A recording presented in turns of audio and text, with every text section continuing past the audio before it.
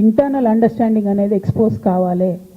రేపటి నుంచి నేను ఛాలెంజ్ చేసి చెప్తున్నా కదా, రేపటి నుంచి ఏం మాట్లాడతారు తెలుసా?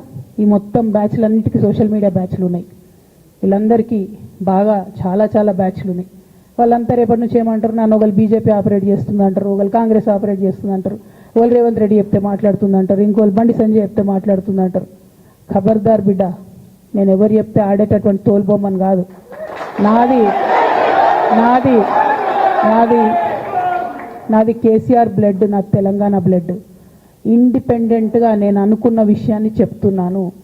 దానికి పొలిటికల్గా ఇబ్బంది అయినా, కష్టమైనా, నష్టమైనా నేనే భరిస్తా. కానీ దేవుళ్ళ లాంటి మా నాన్నను ఇవాళ సిబిఐ ఎంక్వైరీ చేసిండ్రంటే కడుపు రగులుకపోతా ఉంది ఒక బిడ్డగా. అందుకే చెప్తున్నా, ఇన్ని రోజులు చెప్పలే. ఆ మధ్యలో పోయినసారి నా కొడుకు గ్రాడ్యుయేట్ అయినప్పుడు వచ్చినప్పుడు నేను మా నాన్నకు రాసుకున్న లెటర్ లీక్ చేస్తే కూడా ఆ 70, 80, 90 రోజుల నాకు నరకం చూపిస్తున్నారు. ప్రతిరోజు సోషల్ మీడియాలో ఇష్టం వచ్చినట్టు రాపిస్తున్నారు. ఎప్పుడు వీళ్ళ పేర్లు తీసుకోలే, ఇష్టం వచ్చినట్టు ప్రెస్ వాళ్ళకు మాట్లాడుతూ చాలా విషయాలు చెప్తున్నారు. ఎప్పుడు వాళ్ళ పేర్లు తీసుకోలే. ఇలా తీసుకుంటున్నా, ఎందుకంటే విషయం నాది కాదు, ఇది తెలంగాణ పరువు ప్రతిష్టకు సంబంధించిన విషయం. ఇలా దేశంలో ఏ మూలకు పోయినా, ఎక్కడికి పోయినా కేసీఆర్ అంటే ఒక మహానాయకుడు, త్యాగం చేసిన నాయకుడు అని చెప్పి మాట్లాడతారు. రేపటి నుంచి ఏం మాట్లాడతారు? సిబిఐ ఎంక్వైరీ చేస్తే ఏం మాట్లాడతారు?